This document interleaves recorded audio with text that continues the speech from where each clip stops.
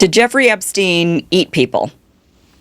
Children, in fact, is what people are claiming after looking through the emails and seeing what looks like a lot of code words. The code word for this one, I'm sure you've heard of the pizza scandal, grape soda. This one is jerky. There's a lot of references to eating jerky or walking jerky across the street.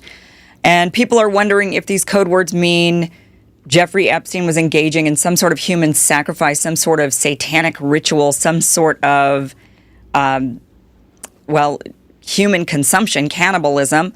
Lauren Boebert, she is a representative. She actually raises this question on television. Here it is. There are code words that suggest Jeffrey Epstein and his associates could maybe even be engaging in some sort of consumption. Is that human consumption? Are there code words? There's a lot of talk of beef jerky. There's a restaurant called The Cannibal where the owner is listed in some of these documents. Now, that isn't a restaurant that is just proclaiming to serve human meat by any means. But some of this just, it seems that there's a lot of conspiracies that make you wonder. And I saw more emails about torture, and these coded conversations still have a very clear topic that torture was big. It was a big driver for them. And these were sick people doing very, very sick things.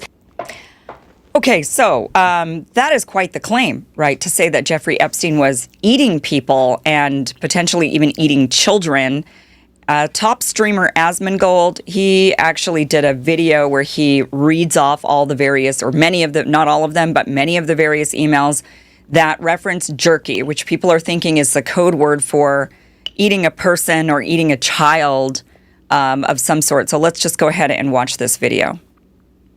Hello? What? So we were scammed last night by fake ads. Yeah. A little blue guy. Hope you are feeling better. Did we analyze the jerky? Why didn't we get jerky this week? I also added more to the jerky and ginger lemongrass. Thank you so much. Super cool. Beef jerky, delicious. Jojo is here and we'll walk the jerky over to Jeffrey. We'll walk the jerky over to Jeffrey. Why would jerky walk around? Why would it do that? Delicious lunch, beef jerky. Steve and I are very grateful above all for your friendship. Some of these emails are so wholesome, aren't they? It's too bad they eat kids. A small insulated bag would be fine. I don't remember checking it. No need for crazy amounts of ice. One should do. There is one bag of beef jerky in the fridge. Please get it. Also, Blank has more at her place. Please get it from her as well. I suppose it needs to be in a cold, insulated bag. Just wanted to touch base about jerky. Hey, Shalom. First thing and foremost, I want to give all praises and glory and honor that's due to Yahweh, Ba'ashem, Yahweh Shai, Ba'ashem Rakakodash. Double honors to the apostles and elders of Great Millstone that rule well. Peace and blessings and salutation to the whole elect, northern and gospel abroad, living up the standard of Yahweh, Ba'ashem, Yahweh Shai, wherever it may be. This is another lesson through the Spirit. Lord's word to be edifying. It says Epstein may have eating people. As you know, that these Epstein files have been put on wax for the most part, which they redacted most of the information to protect the global elite and the so-called important players, which they all are involved in it. But found out that it was more than 16 million pages instead of 3 million pages, which will take some time to get through. But nonetheless, out of all this Epstein stuff, that nobody's going to jail. All right, like they released a so-called generic list of names, and everybody who we speculated was on that list.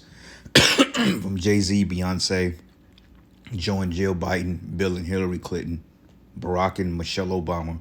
As we told you, your so-called presidents of your corporation was all involved with underage trafficking. Okay, because this is the wicked satanic kingdom known as Babylon the Great, which human sacrifices was a big thing. You know, children. So there's nothing new under the sun. So they're saying that Epstein was eating people. I mean, that's the nature of Esau. All right. And what's happening is that the Heavenly Father is exposing this devil, and he's showing this man, he's showing the horns of Esau. You know, for all the people out there that didn't seem to believe that Esau was the devil that the Bible talked about coming into the truth, first thing you tell your family, well, the white man is the devil. They look at you like you crazy. First thing they say, you in the cult, or not all white people. But let's just say if you say the race of black people was a race of devils, which Jake is a race of devils.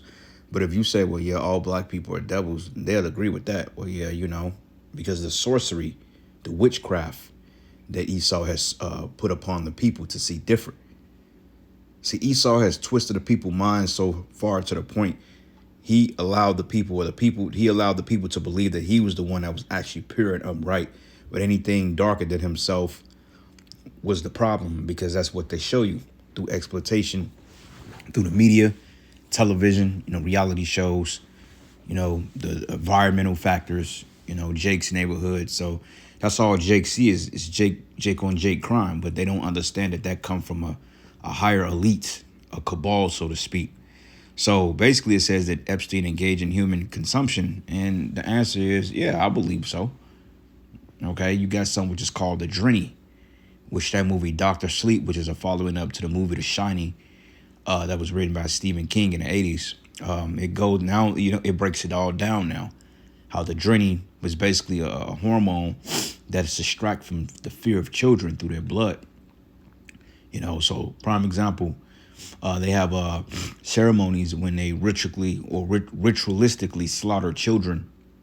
It's something about that fear, that adrenaline that pumps through the blood of the child is somehow, some way the best time to consume that potion, so to speak. And that's why Esau, this place is it gotta go. Okay. So anyway, got here on Grok, and I want to type something in. What's the ancient Chaldees?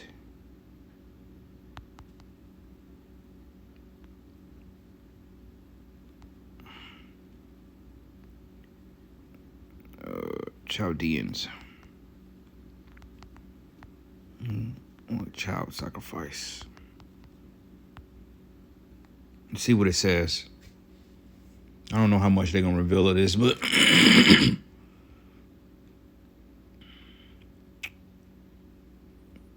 let's see something here.